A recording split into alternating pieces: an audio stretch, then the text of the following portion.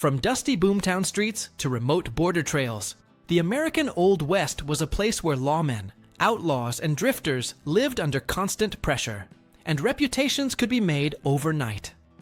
In this video, we're counting down the top 20 deadliest gunslingers in the history of the American Old West, looking at who they were, what the strongest historical accounts say, and how some of these stories grew into legend. This is history and storytelling, not a celebration of violence, focused on the real people and the brutal frontier conditions that shaped their lives. Let's get into it. Number 20. Belle Starr. Myra Maybelle. Shirley didn't start out as some cartoon outlaw queen.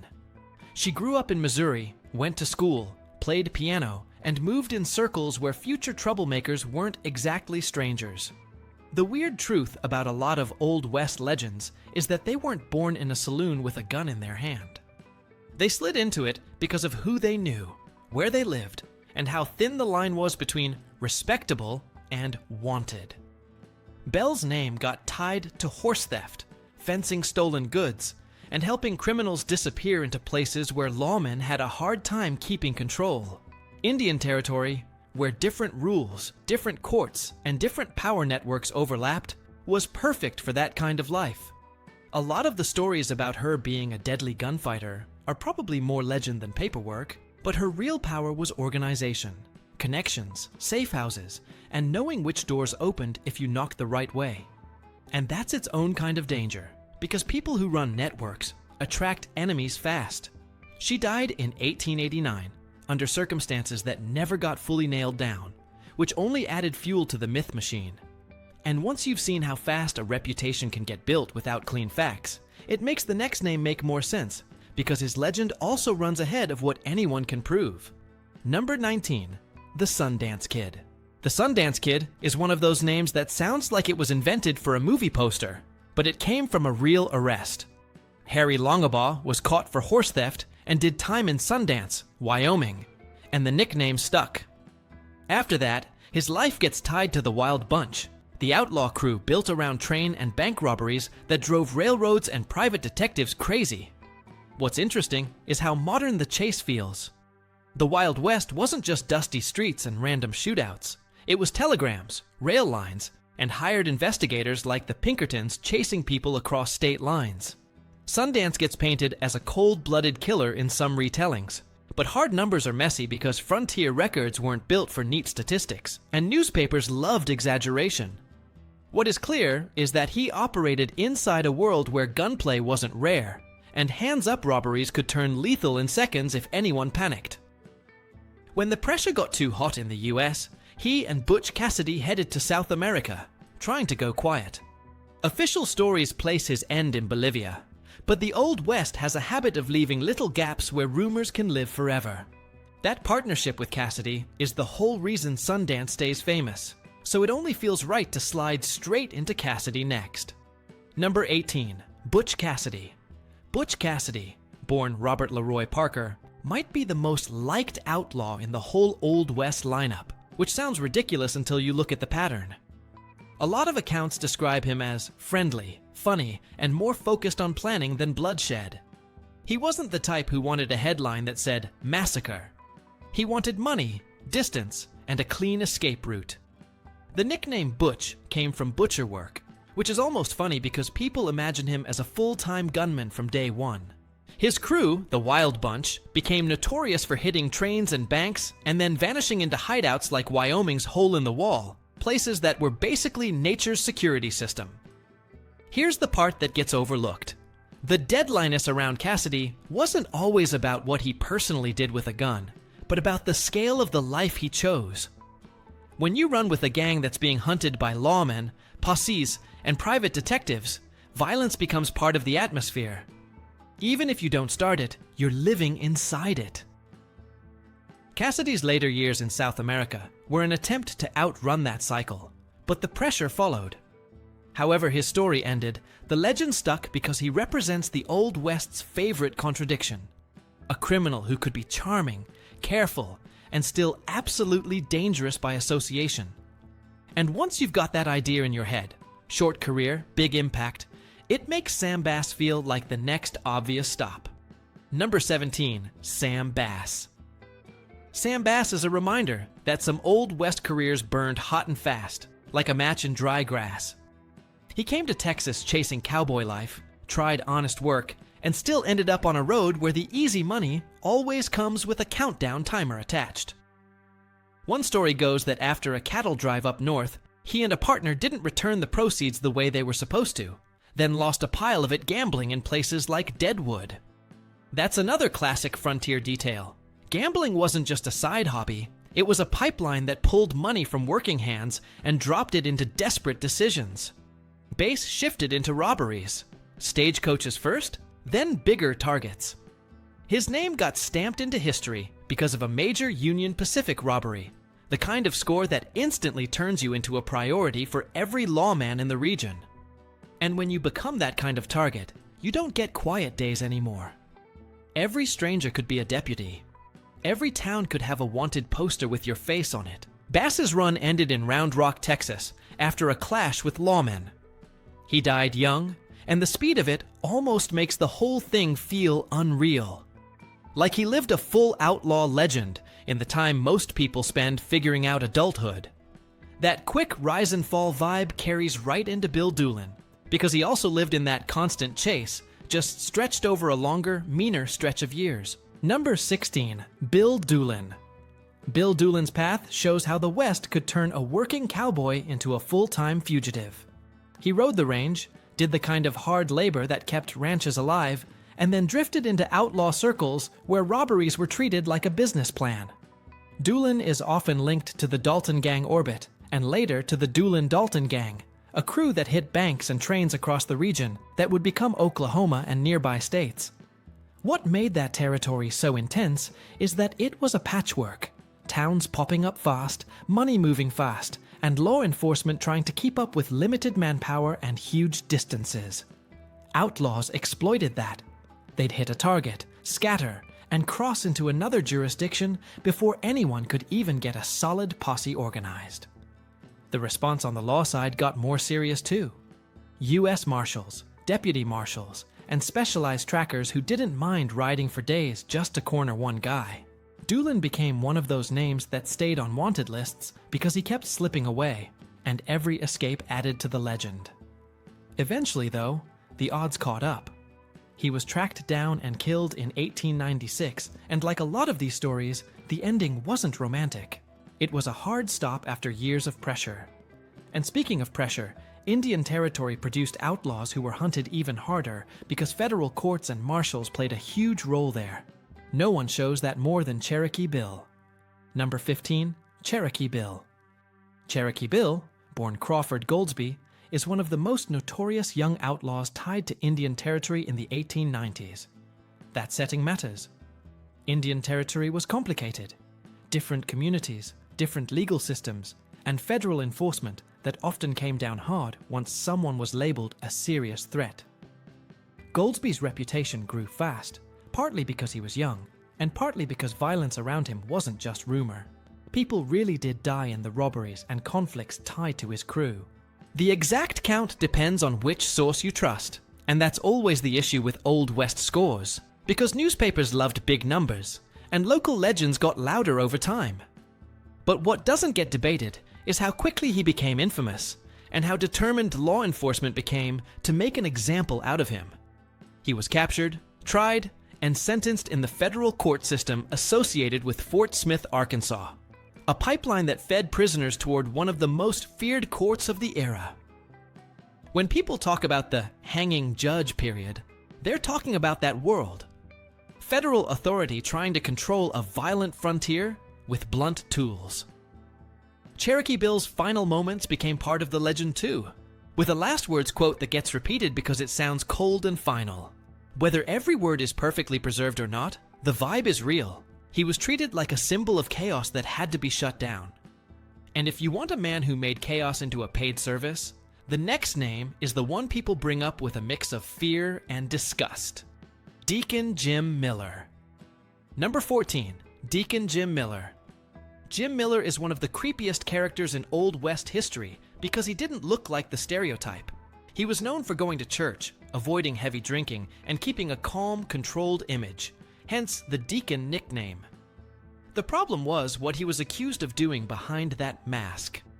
Miller is often described as a hired gun, someone who would kill for money, which turns violence into a transaction instead of a spur-of-the-moment saloon brawl. That's a darker side of frontier life people don't always talk about. Feuds, land disputes, and grudges where someone with cash could quietly remove a problem. Stories about Miller include him using surprise attacks and even wearing protective gear under his clothes, basically an early attempt at body armor. The confirmed details vary case by case, but his reputation became so toxic that when he was finally jailed in Oklahoma in 1909, the legal process didn't get to run its full course. A mob took him and others from custody and lynched them. That ending tells you something uncomfortable. Sometimes the West wasn't law versus outlaw. It was law breaking down completely, with crowds deciding who lived and died. Miller's story also shows why deadliest doesn't always mean fastest draw. Sometimes it means patient, calculating, and connected.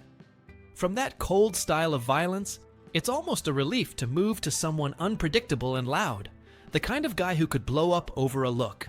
Clay Allison. Number 13. Clay Allison. Clay Allison had the kind of reputation that made people tense up before he even spoke. He served as a Confederate soldier, suffered a head injury that some historians think may have affected his behavior, and spent the post-war years bouncing through the frontier with a temper that seemed to run hotter than common sense. With Allison, you get one of the biggest Old West themes, the mix of real incidents and stories that grew in the telling. He's connected to gunfights, threats, and brutal intimidation, and he's one of those men whose name got used as a warning. One famous tale involves outlaw Chunk Colbert, where Allison is said to have eaten with a man who intended to kill him, then survived the confrontation, and later made a line that's repeated endlessly, something like not wanting to send a man to hell on an empty stomach. Whether he said it exactly like that or not, it fits the tone of how people remembered him. Calm humor, wrapped around lethal readiness. Allison wasn't a full-time bank robber or gang leader. He was more like a walking storm front. Sometimes charming, sometimes terrifying, always capable of turning a situation violent. And the strange part is that his own death wasn't some dramatic duel. He died in a wagon accident in 1887, which feels almost unfairly normal for someone who spent years flirting with gunfire. That contrast, bigger-than-life reputation, sudden end, sets up Curly Bill perfectly, because Curly Bill also lived large, drank hard, and died in a moment that became frontier legend. Number 8. Dallas Stoudenmire. Dallas Stoudenmire is one of the quickest examples of how being a lawman in the Old West could be a short-term job with a violent retirement plan. He became Marshal of El Paso, Texas in 1881, and almost immediately got thrown into a deadly public shootout that later got summarized with the kind of headline the West loved: 4 dead in 5 seconds. Stories like that spread fast because they were shocking even by frontier standards. El Paso was a crossroads town with tension between different groups, cross-border issues, and plenty of armed men who didn't respect authority unless it was backed by speed and nerve. Stoudenmire's style was aggressive, and while that made him effective in the moment, it also made him enemies. That's another Old West fact people forget. A badge didn't make you safer. It made you a target. If you enforced the law too hard, you annoyed powerful locals. If you enforced it too softly, you lost control and got replaced or killed. Stoudenmire didn't fade away quietly. He was shot and killed in 1882 after escalating conflicts with local rivals. His story is basically the lawman version of the outlaw arc: sudden fame, constant pressure, then a fast end. And from El Paso's violence, it's an easy step to a gambler gunman whose biggest moment was a single, very public kill that reshaped his reputation overnight. Luke Short. Number 7. Luke Short. Luke Short was a gambler first, and that matters, because gambling halls were basically the social media of frontier towns. Money, rumors, ego, and danger, all in the same room. Short moved through hotspots like Dodge City, Kansas, where the line between businessman and gunfighter could be one bad night. He became a central figure in the so-called Dodge City War, a political and economic fight over who controlled the gambling and saloon scene. What's wild is how organized some of this was. It wasn't always random chaos. It could be alliances, contracts, and local power struggles, just with guns on the table. Short's most famous moment came later in Fort Worth, Texas, in 1887, when he killed gunman Jim Courtright in a street confrontation. That fight got retold endlessly because it fit the classic Old West image. Two armed men, quick decisions, one of them not walking away. Short's reputation grew from that, but he wasn't the type who racked up an endless body count in constant wars. He was more like a man who lived in the danger zone long enough that one major event defined him. He died in 1893, not in a blazing shootout, but from illness, which again shows how often these stories end in surprisingly ordinary ways. From a gambler gunman, it's natural to shift to the most famous gambler-lawman hybrid of them all, because his name basically became a synonym for Wild West gunfighter. Wild Bill Hickok. Number 6. Wild Bill Hickok. James Butler. Wild Bill Hickok didn't just live in the Old West. He helped write the style guide for it. Long hair, cool stare, reputation for being dangerous without having to shout about it. He worked as a scout, a lawman, and a professional gambler, which sounds like 3 different lives, but made perfect sense back then. Hickok's fame got a major boost from a public duel in Springfield, Missouri in 1865, when he faced Davis Tutt in a showdown that looked more like a measured contest than a barroom blast. That story traveled far because it felt clean, almost like a ritual, and it fed the idea that gunfights were neat and dramatic. In reality, most weren't. Hickok later served as marshal in Abilene, Kansas, where cattle towns were basically pressure cookers, drunk cowboys, money, brothels, and constant fights. Even Hickok, with all his skill, couldn't control everything, and one tragic accidental shooting during a chaotic moment haunted his record. By 1876, he ended up in Deadwood, Dakota Territory, chasing gambling money. That's where his life ended when he was shot from behind while playing cards, a death that birthed the dead man's hand legend. Hickok's story shows how fame worked. A few highly publicized events, plus a look people remembered, and suddenly, you're immortal. From Hickok, the conversation naturally shifts to a man who didn't just become famous. He became a brand, shaped by decades of stories. Wyatt Earp. Number 5. Wyatt Earp. Wyatt Earp is probably the most argued over lawman in Old West history, because different versions of him exist depending on who's telling the story. The basics are real. He worked in law enforcement in places like Dodge City, and then Tombstone, Arizona, and his name became forever tied to the OK Corral gunfight in 1881. But what made Earp a legend wasn't just one shootout. It was everything that came after: political tension, revenge, and the way newspapers and later books framed him as either a hero cleaning up chaos or a hard man using a badge when it suited him. Tombstone wasn't just a random dusty town. It was booming from mining money, and boomtowns attract both opportunity and predators. When violence exploded around the Earps, especially after attacks on his brothers, Wyatt moved into a grim kind of extra-legal pursuit that later got called the Vendetta Ride. In modern terms, it was a mix of law enforcement, personal revenge, and frontier improvisation. Later in life, Earp drifted through other chapters of the West. Business ventures, gold rush excitement, even time in places like Alaska and California, where the frontier was changing into something more modern. He lived long enough to see his own myth grow, and he understood the power of that myth. And in the middle of the Earp story, there's one name that always rides close, like the sharp-edged supporting character who somehow steals the scene. Doc Holliday. Number 4. Doc Holliday. John Henry. Doc Holliday is the Old West's strangest combo. Trained dentist, deadly gambler, loyal friend, and a man slowly being eaten alive by tuberculosis. That illness shaped everything. A dry climate was supposed to help, so he moved west, and gambling became his real job. because in many frontier towns, a skilled card player could earn more than a professional man with a diploma. Holliday's legend often makes him sound like a non-stop killer, but modern historians usually treat his confirmed body count as low compared to the hype. What made him feared wasn't necessarily a mountain of corpses. It was his nerve. He had a reputation for staying calm when other people lost their heads, and in a world where everyone carried a gun, that kind of calm reads like danger. His friendship with Wyatt Earp is one of the most famous partnerships of the era, partly because it feels unlikely. A lawman and a gambler with a deadly streak. In Tombstone, Holliday was pulled into the Earp-cowboy conflict, deputized for the OK Corral confrontation, and then swept into the violent aftermath. Even after leaving Arizona, trouble followed him in the form of warrants, extradition fights, and constant movement. Holliday eventually died in Colorado in 1887, which is almost poetic in a dark way. A man known for Gunsmoke ended quietly, taken by disease instead of a bullet.